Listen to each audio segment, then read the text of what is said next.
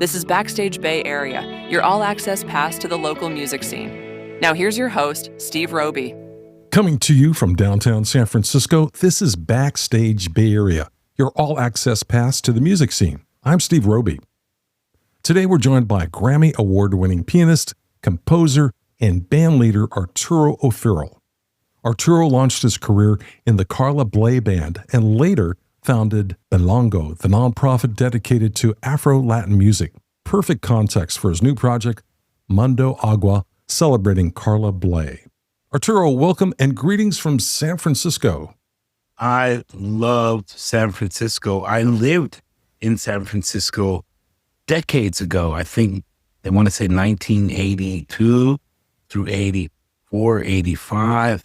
And I've just been circling that beloved city my whole life and had the privilege of being there not that long ago, I think less than a year ago, to premiere ballet with the San Francisco Ballet. So I love San Francisco with a deep reverence. All right. Good to hear that. We look forward to you coming back here. Arturo, how has your approach to the piano changed recently and the way you lead the ensemble from your instrument? I think I'm playing the piano somewhat confidently for the first time in my life.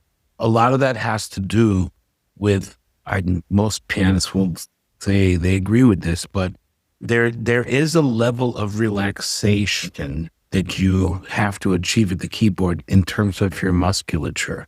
And the dexterity of really connecting improvisational thought with immediate musical response to a situation cannot be fettered by tenseness and uptightness. And so I feel like, and very often a lot of what we hear for Afro Latin, Cuban piano playing is very musculature. It's very fast and very flashy and very driven. And I think that I'm learning the opposite. I'm learning that to relax piano is a little bit like having your hands turn into water and flow through the keys, which is different than kind of manhandling them. I think, again, as I said, man, I'm just beginning to play at the peak of my powers. Wow, great. You came up playing Carla Bley's music. What's one lesson from that period that still shapes your writing and ensemble concepts today? Carla knew to follow her muse. She had the three qualities that I think are indispensable for humanity. She had curiosity, integrity, and accuracy. If her muse told her to write a polka, she would write, regardless of whether the jazz fans at that particular festival were ready for it or not. And then she would do it to the best of her ability. So I think if I were to sum up the greatness of Carla's gift to me was honesty. Write honestly from deep within your soul and just let your music come, not to please critics or awards, but to let it come out of you because of your curiosity. One other thing I want to add about Carla, which I absolutely loved, Carla also showed me the possibility of humor in jazz. Very often jazz musicians are very serious. They have that very serious face and that very serious posture, and they're playing hard and they're looking at their horns and grimacing.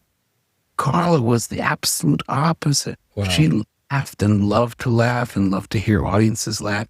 And she understood that sometimes when you take the opposite approach, when you reach people through their funny bones, you make more of an impact than if you try to please their intellects. And she did this all the time, even when it was to her detriment. I remember when we went once to Europe and she had just gotten off of a big free jazz hit. Well, not hit, but a period of free jazz. And she all of a sudden started writing rock songs. And a record with Nick Mason of Pink Floyd called Fake Sports. And we started to sing these rock songs and people started yelling and screaming and getting really uptight and angry because they wanted to hear the free jazz Carla. And she turned around and she ripped out a piece of music she wrote called Boo to You Too. And the words were simply, when we started to play, someone yelled out, take them away. We didn't know just what to do, so we said, boo to you too, boo to you too. She proceeded to win over this hardcore European free jazz audience with humor, which deeply impacted my soul because it let me know that the most important thing you can do is touch people. Sort of reminds me of when Bob Dylan decided to go electric and the fans just hated. Yeah.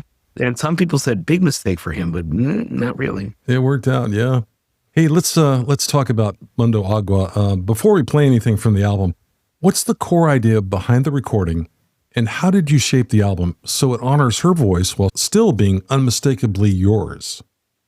Well, I wanted to communicate that if it weren't for Carla, I wouldn't be the composer or the pianist or band leader that I am today. And it was literally the last commissioned piece that she ever wrote, which, circle of life moment, I had the privilege of commissioning Palestine. And so I wanted to, Mundo Agua, I think, is got to be one of the most comprehensive compositions of my life. And it has to be one of the compositions that most reflects these characteristics of Carla's curiosity, honesty, and integrity. And I felt like I really threw all caution to the wind. And no, it's not going to get a lot of airplay. No, it's not going to be on the downbeat pole of favorite composers or compositions, but it is a deeply, deeply honest work that reflects all the incredibly profound lessons I learned from Carla. So I paired them together as a way of saying, thank you, Carla. I have taken your muse and I'm going forward with it with all my soul. Beautiful. Well, let's listen to the track Mundo Agua and discuss it on the other side. This is Backstage Bay Area.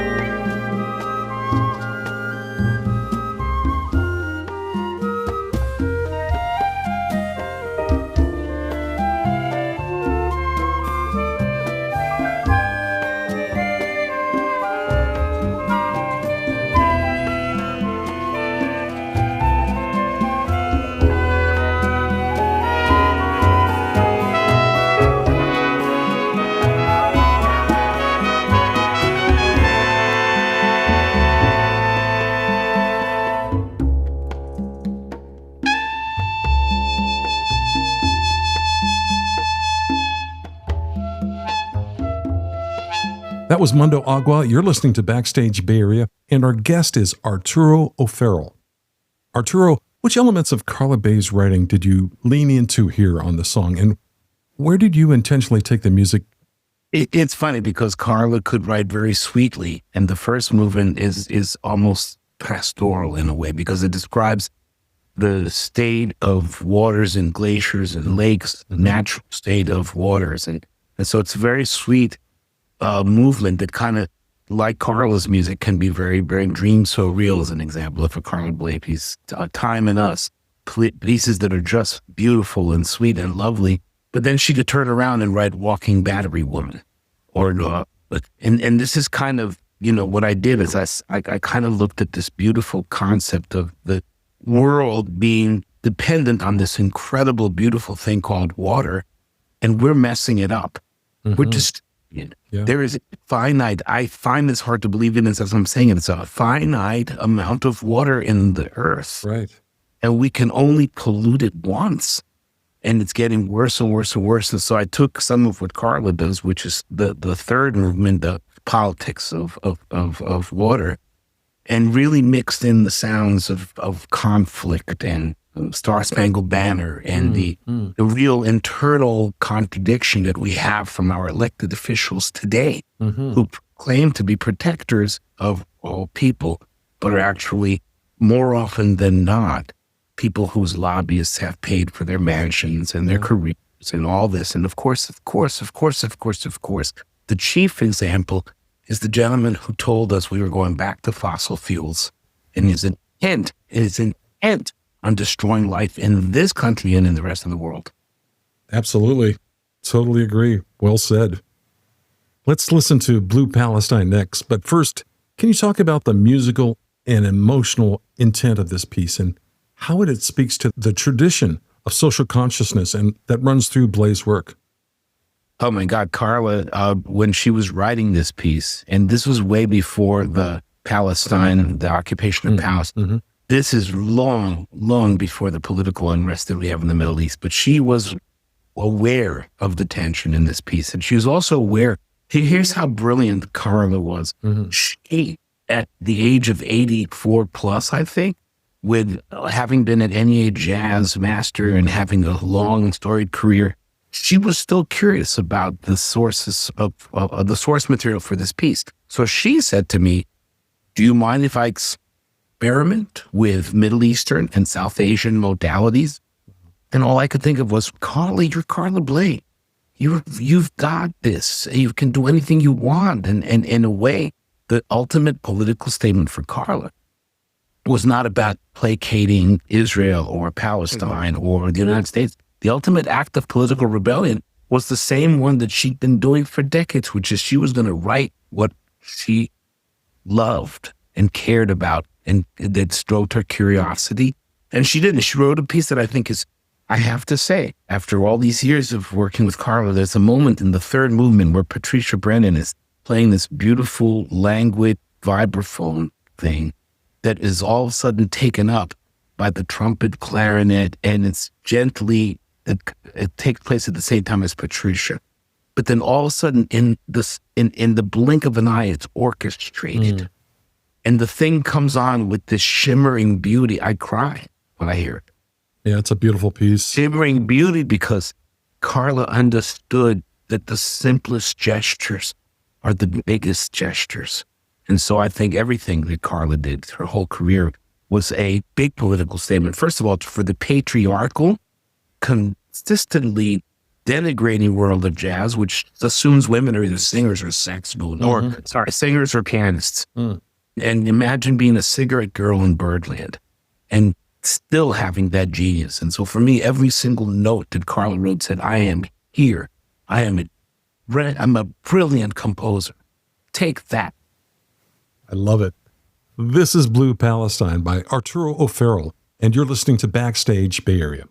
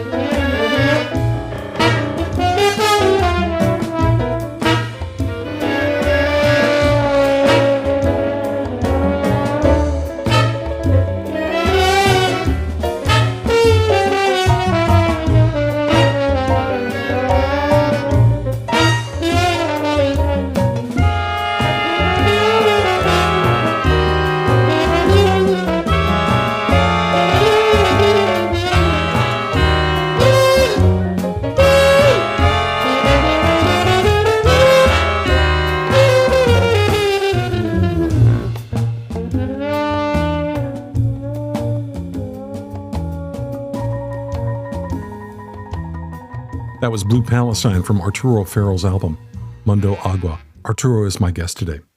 Arturo, let's switch gears here and talk about the opera you're writing called Lucero. What sparked it, and what musical world, voices, rhythm, scenes are you building here? This is a life's work. I remember the incident in 2008 where an Ecuadorian immigrant was killed coming home from his job by a group of teenagers in Long Island. I remember the incident where an Ecuadorian immigrant was coming home from work and was set upon by a group of teenagers who stabbed him. And this was 2008. I remember the actual incident in 2008 because it became such a big nationwide news story for 5 seconds. But what struck me about the incident was that the teenagers were busy doing something they called Mexican hunting. They called it beaner hopping. As macabre as that sounds, that's what they did for sport. And the local gendarme looked the other way. And in fact, their anger at the people who weren't even Mexican was stoked by a Suffolk County legislator who blamed all of the economic woes of that time period and that community on Mexicans. Does that sound familiar? Something rings a bell here. and what was interesting, this took place right after the incredible, huge mortgage bundling crisis of the banks, where so many banks completely failed to protect homeowners from foreclosure, and literally hundreds of thousands of people in suburban America lost their homes. Many suicides, many people lost everything, and it was all the fault of greedy bankers and their institutions, which supported the wholesale bundling of mortgages to one another. Right. It was a horrifying event, but something that I think a series of reports about that angle came out several months later in the New York Times, just kind of pointing the direction of the two. And it really struck me.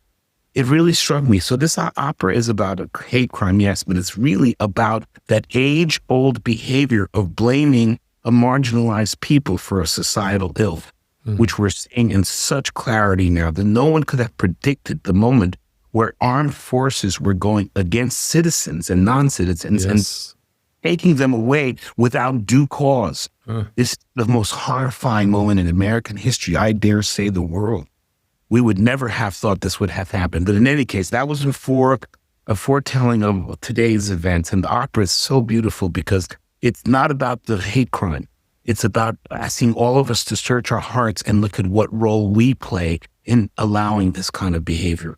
And it's the language of the opera is contemporary chamber orchestra with avant-garde-ish textures. I steal liberally from Olivier Messiaen. But I also have beautiful sections which reflect the folk music, the indigenous music of Ecuador. And there are sections where there's a very, very clear sounding commercially American music that reflects the value system in there. And all of it is done to tell a story that I think we still don't understand. It's a chamber orchestra. It's folkloric South American instruments. And it's a cast of mezzo-soprano, baritone, bass, two tenors, a small cadre, a choir, and it even involves some choreography. I think it's about an hour and 48 minutes in 2 acts. And I'll just give away this. The middle act is a conference table where a group of bankers are going, what do we do? We're about to fail big time. What do we do? And one of them says, well, why don't you bundle all these notes and sell them to Bank B? And the guy says, but won't that hurt a lot of people? And the banker A goes, yeah, but we're too big to fail. When can we look forward to this? I am looking for partners, San Francisco Opera Company, just letting you know. Okay. I've been in discussion with very, very, very likely premiering at the Palacio de Bellas Artes in Mexico City. But we are also in discussion with Houston and Detroit and exploratory conversations with the Met. But really, it would be wonderful to have a premiere in San Francisco. Oh, absolutely. This would be the place, among other places across the country, too. Of course, there is a lightly advanced political clientele in San Francisco. Mm-hmm. What would you say is different about composing for opera compared with big band? One of the most beautiful experiences of my life was having to subject my composition to narrative. Now, I always preached that when you set an idea in motion, your job is to get out of the way and let it live and let it go where it wants to go. But that's because I've been an abstract composer. I have themes and I have ideas and narratives, but my compositions are always musical. This time, on several occasions during writing this opera, the music had to reflect the tension of a particular scene or the resolution of a particular scene. And the narrative became therefore even more important than my musical yearnings, which is wonderful because in a way it set my yearnings free. I was able to, and this is the highest compliment you can pay me, I was able to write real opera but still sound distinctively Arturo. That biggest compliment I got with the San Francisco Ballet, the Carmen that we did with Ariel Smith. And people kept coming up to me and saying, you really can write ballet music, but unbelievably, it sounds just like what you do with the Afro Latin Jazz Orchestra. Wow. And that to me is like, that is what I hope to do as a pianist, as a composer, as an educator, as an activist. I hope to be able to be that connected with what is important. And what is important is not me and not my narrative, but the story that we're telling. Absolutely. More power to you. Thank you. Well, let's switch gears here. You also have another project that sounds very interesting. Your nonprofit Lango is developing Casa Lango in East Harlem. What will the space be, and what kind of environment are you aiming to create? We are aiming to recreate a space that I saw in Havana, Cuba, called Fábrica de Arte. And Fábrica de Arte has a musical stage, a theater stage, a gallery, a dance stage, places to eat, places to hang. It's like really a center of energy and light and color and beauty and grace and community. And so Casa Lango is going to be a place that I came up with the word bilongo because it kind of sounds like the Cuban term bilongo, but it's also meant to imply belong. I don't like the word invite. I don't like the word include. I like the word belong because this all culture belongs to people. They don't need to be invited to it. They already belong to bilongo. They already belong to dance, to art, to theater, to music. We talk about inviting people into the arts. Man, the arts belong to the people. Man, arts belong to the people. It is from them that we get the inspiration to do everything. And so for me, this place will have 350-seat state-of-the-art theater, practice rooms, classrooms, a community cafe, a little jazz club, a community conference room, little individual computer hubs. And it'll be a place that's open from one corner of the street to the other. And people are, in fact, I drove my board crazy because I insisted that whatever concerts we play there, I can't speak for anybody who rents the place, but whatever concerts we play there have to have a space where people can see the music for free. So I designed into the performance space a section where people can just sit outside of the central space and enjoy the music. How do you hope Casa Lango will change how young musicians encounter Afro Latin traditions? And how might it change your own work as a composer and organizer? It's an interesting, because the older I get, the more I cannot separate conscience, social conscience, political conscience from creative practice. I've made a very good career out of doing that, which everybody would have said would have failed. But I did. I've managed to make a career out of writing the Cornel West Concerto, the Offense of the Drum. And this is, to me, a physical realization of the idea that you can have conscience. You can build your work based on your creative. You can build your creative work based on your political and social conscience, and it will. And I believe this more than ever. I believe that if you treasure culture, love, communication above all else, you will change the physical course of history. And this is an example of something that I never would have thought could have happened, but it did.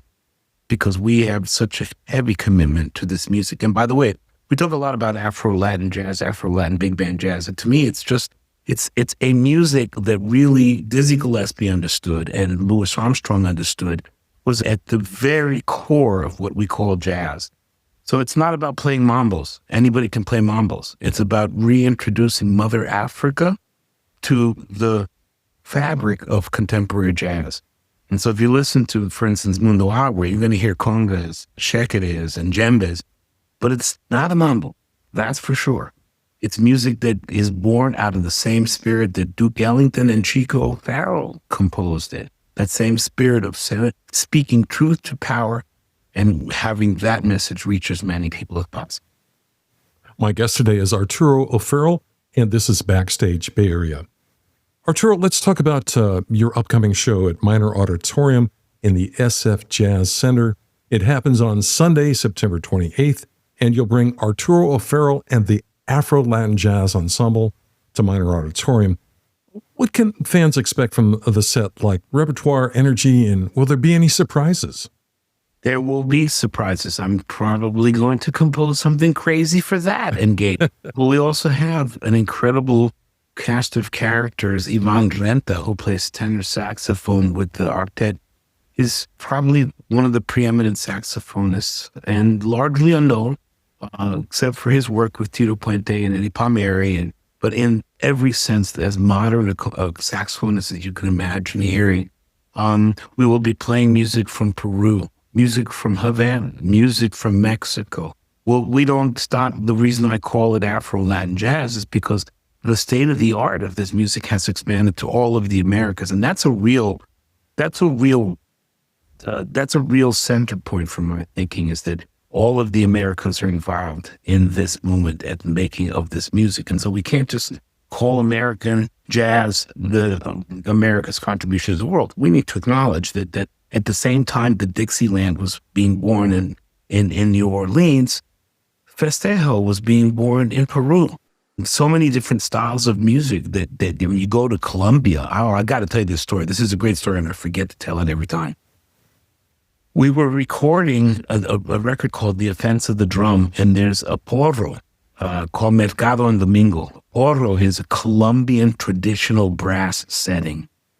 And we also had featured Donald Harrison, Big Chief Donald Harrison from New Orleans on that recording.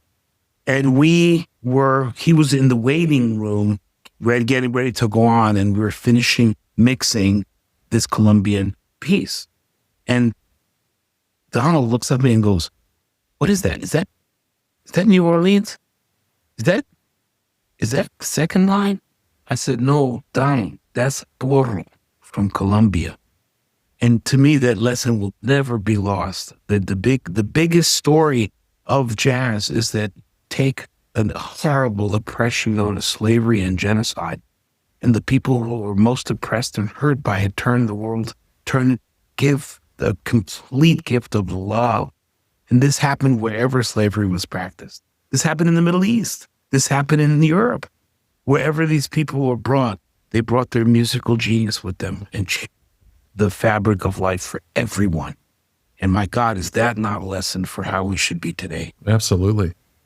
Is there anything special at the show that you want the audience to listen for or take home with them after the show is over? I want them to do this. I want them to come into the room and pretend that there's no stage. Pretend that we direct our energy into the center of the room. The center of the space is where I always direct my energy. And I want them to understand that the spectator and the participant are not two of a kind. They're the one and the same. They bring the most important ingredient to the performance. They bring their presence. And without it, we're doomed. And so if we all focus on the commingling of our spirits in the center of the room, we will forget who we are, what we are, and what we're doing, and we'll experience community. And that's the most important thing I can possibly want from my friends in San Francisco. Absolutely. Great. And we'll give it to you. Look at it. Let me remind our listeners, Arturo O'Farrill and the Afro Latin Jazz Ensemble will perform on Sunday, September 28th at 7 p.m. at the SF Jazz Center's Minor Auditorium. For tickets and more info, please visit sfjazz.org. Also, Be sure to stop by Arturo O'Farrill's website, arturoofarrill.com. Arturo, what a fantastic conversation. Oh, it's been so lovely, and I really appreciate the beautiful questions you've asked. They're insightful and thoughtful. Thank you so much, and we look forward to your shows in San Francisco. Take good care, everyone, and be safe out there. Hey, musicians, would you like to be a guest on Backstage Bay Area? Just email the host and let him know when you'll be playing in the Bay Area. The address is backstage.sfbay@gmail.com. Now, let's get back to the show. You've been listening to Backstage Bay Area. I'm Steve Roby. Today's guest was Arturo O'Farrill. Hear this episode, past conversations, and show notes, including ticket links, wherever you get your podcast. Thank you for listening, and we'll look forward to seeing you at the show.